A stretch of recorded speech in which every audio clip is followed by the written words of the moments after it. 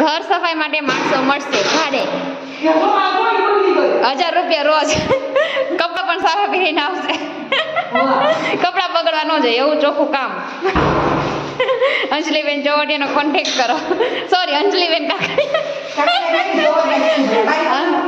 हाँ फ्री मिलेगा देख लीजिए.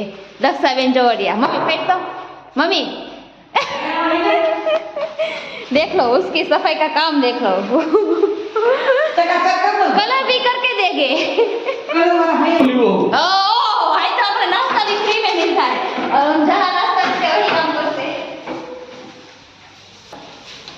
रोज भाई काम करा 1000 रुपया रोज रही बरोबर. 1000 रुपया रोज से वो काम मत करता. हां भाई चलो सफाई करने.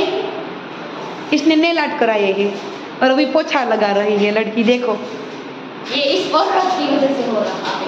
औरत की वजह से क्या हो रहा है. मुझे सफाई करनी पड़ रही है.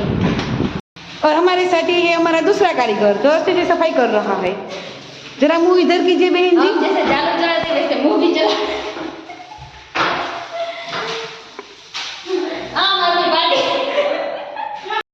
लड़ाई चल रही है दोनों में. एक गई अभी पूरी गिर जाती है.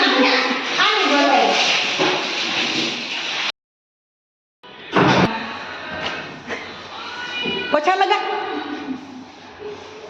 नहीं वो सब ऐसे करके लगा. क्या दिन आ गई.